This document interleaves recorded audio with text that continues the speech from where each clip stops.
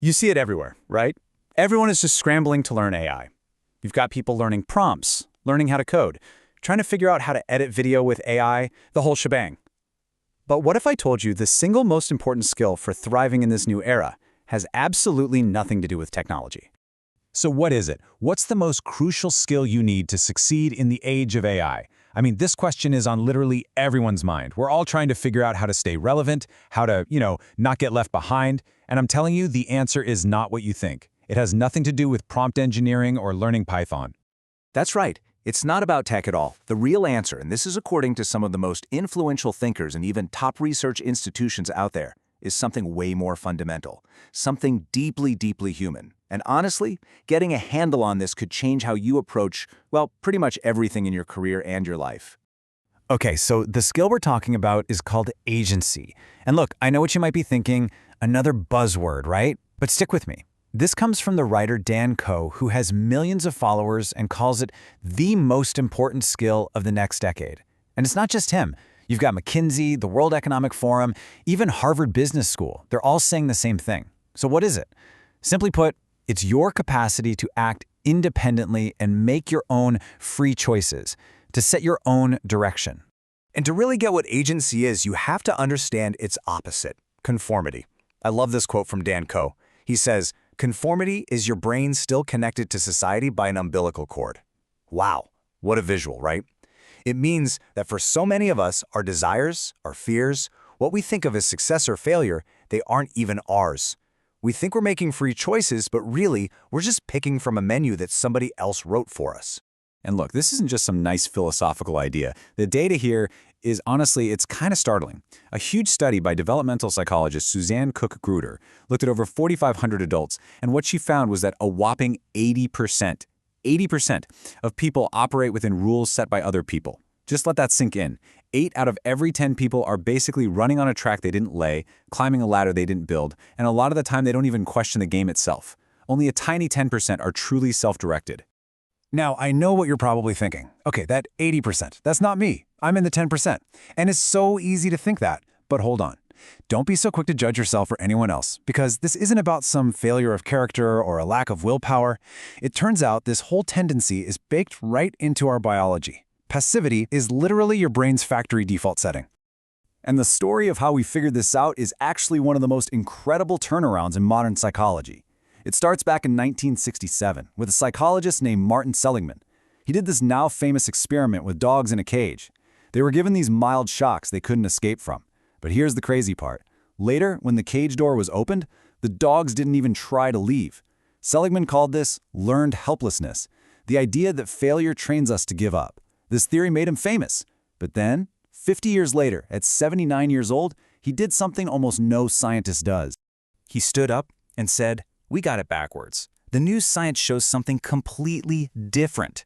We don't learn to be helpless. It turns out, when we face stress that we can't control, a part of our brain just automatically hits the brakes. It floods us with chemicals that shut down our impulse to act. So passivity is the default. What we actually have to learn is the opposite. We have to train our brains to feel a sense of control and override that automatic passive shutdown program." Okay, so our brains are hardwired to be passive under pressure. That's been true for thousands of years. So the big question is, why does this suddenly matter so much more right now in the age of AI? Well, this really gets to the core of Dan Koe's argument. Think about it. AI puts these unbelievably powerful tools in everyone's hands. It can write, it can draw, it can code, it can do all the tasks. But what can't it do? It can't provide the vision. It has no judgment, no unique direction. That stuff still has to come from a human. It has to come from you. Without your agency, your direction, AI is just a super efficient machine for producing generic junk that nobody actually wants. And the data on this is just crystal clear. Take this projected study from Ahrefs for 2025. They looked at 600,000 different web pages to see what was ranking at the top of Google. And get this, a massive 86.5% of the top content was created by humans working with AI. And what about the stuff made by just AI alone? Barely a blip, less than 5%. And at the same exact time, we, the audience, are getting way smarter. Look at this. Trust in purely AI-generated content is just nosediving.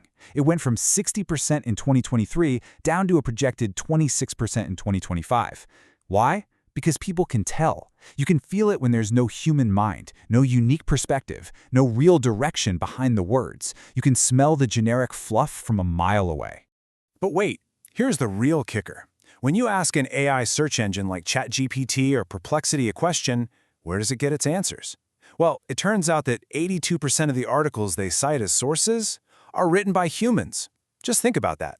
The AI itself is relying on human thought. Even the AI trusts human-created work more. In a way, AI is voting for humanity. Okay, so if agency is this critical, but it also goes against our brain's default settings, why aren't we all just naturally good at it? Well, there's another huge obstacle we have to talk about. And that's the fact that the very system that was supposed to prepare us for the world, our education system, was in many ways designed to do the exact opposite. So where did our modern school system come from? Believe it or not, it's largely based on a model from 18th century Prussia. And you have to understand, its main goal wasn't to create visionary, independent thinkers. Not at all. It was designed to create compliant, obedient citizens and factory workers for the state.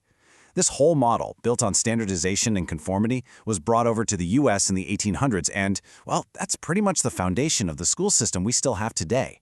And what does this system produce? It pushes us toward hyper-specialization. It trains you to be a perfect little cog for one specific machine. Dan Koh has this brilliant metaphor for it. He says the specialist is like a polar bear, perfectly, beautifully adapted to one very specific icy environment. But what happens if that ice melts? The polar bear is in huge trouble.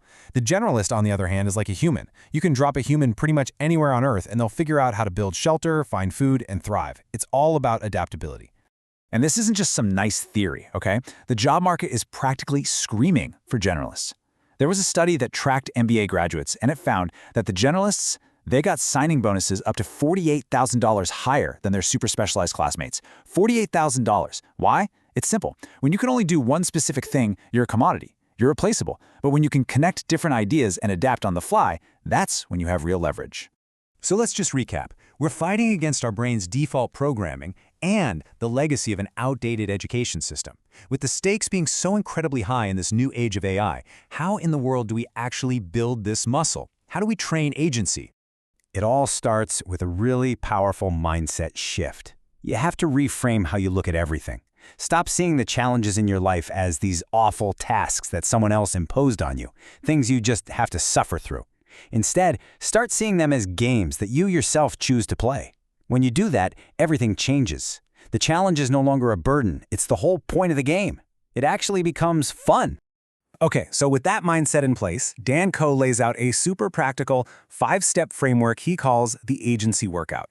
Step 1, just find a direction. Any direction. Don't overthink it. Step 2, study other people who've gone down similar paths. Step 3, and this one is so important, experiment relentlessly. Just try stuff. Most of it isn't going to work, and that's okay. That's the whole point. You're not failing, you're just collecting data. Step 4, after all that experimenting, step back and look for your own unique patterns. What's working for you? And finally, step 5, teach what you've learned to someone else. Nothing solidifies your own understanding more than trying to explain it. Now, it's really important to get this. This isn't a checklist you do once and you're done. No. It's a loop, a continuous cycle. And every single time you go through these 5 steps, you are actively doing the work of a neuroscientist on your brain. You are strengthening the neural pathways for control. You are overriding that passive default program. You are literally, physically rewiring your brain for agency. All right, so let's boil this all down. What are the key takeaways here? Number 1, passivity is your brain's default, not your fault. It's just biology.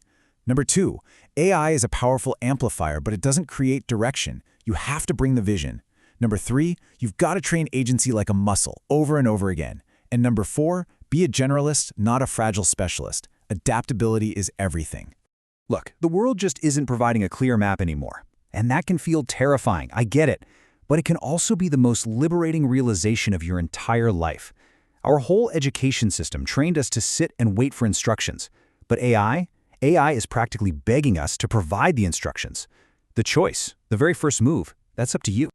You do not need to wait for permission from anyone. You don't need another certificate or a fancy title. All you need to do is take that first step. So, begin.